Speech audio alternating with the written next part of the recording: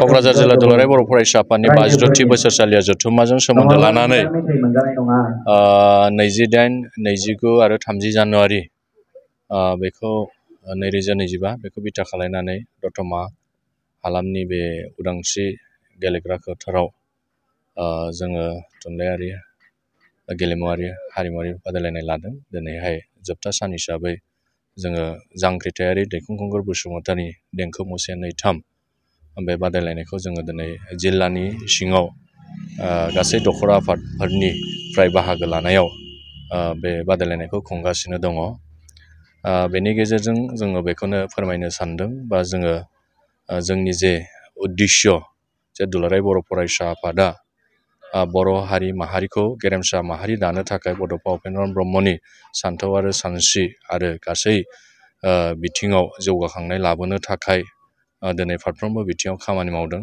दा बे बेलायाव दिनै जांख्रिथायारि दैखां खुंगुर बसुमतारीनि मुङाव जों क'क्राझार जिल्ला दुलाराय बर' फरायसा आफादा थांनाय समनिफ्राय देंखो मुसे 2-3 बादायलायनाय बेखौ जों खुंबोदों।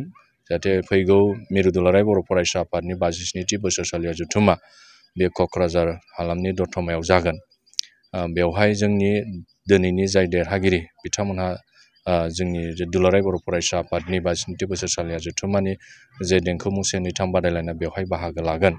दा बेनि गेजेरजों दिनै जों नुनो मोनदों जे देंखो मुसे 2-3 बादायलायनायनिफ्राय गोबां माने मोजां बर'नि गेजेराव मेथाइ खनगिरि बिथांमोना ओंखारदों। दिनै प्रफेसनेल हिसाबै बिथांमोनखौ दिनै बयबो हांख्राय आरो दिनै मिथिसार जानाय दिनै क'क्राझारनिफ्राय जों नायोबा नुनो मोनगोन गसाइ दैमारिनिफ्राय लानानै तुरुन नार्जारि, जांगिला आरो सांग्रां गोबां बेबायदिनो मोजां सिंगारा दिनै ओंखारबोदों। बे दुलाराय बर' फरायसा आफादा जे जोंनि मोनसे मिशन लानाय थांखि लानायनि गेजेरजों जोंनि लाइमोनफोरखौ दिनै मोनसे स्कप होनाय बा लाइमोनफोरनो मोनसे प्लेटफर्म होनाय दिनै गामि गफायाव गोबां माने बेबायदि माखासे स्कप बा बेबायदि प्लेटफर्म गैयै मोनै गोबां माने टेलेन्टेड थायो बादायनो गोसो जानाय, नाथाय बिथांमोना प्लेटफर्म मोना।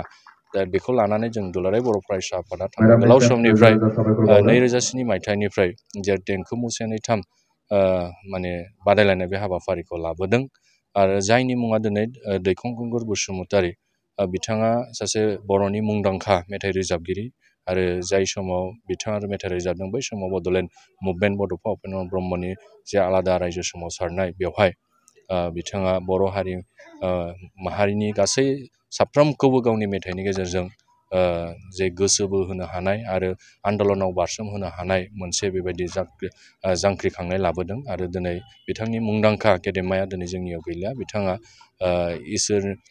इसोरनियाव आर'ज गाबदों सोरगोआव थानानै बिथाङा जोंनि जे गेजेराव आरो मोजां देंखोगिरि माने सोरजिहरथों, बोर सारस्रिहरथों आरो दुलाराय बर' फरायसा आफादनो गोहो बोलो हरथों जे इयुनावहाय जोंनि जे साफ्रोमबो बिबानगिरिफ्रा माने हारि दानाय माहारि दानायावहाय जाहाथे मैखोमै खामानि मावनो हायो, गोसो होनानै खामानि मावनो हायो आरो जोंनि गेजेरावहाय मोजां देंखोगिरि बा थुनलाइगिरि बा गेलेमुगिरि बा गुबुन बिथिंजों जोङो सोरजिलांनो हायो, दिहुनलांनो हायो।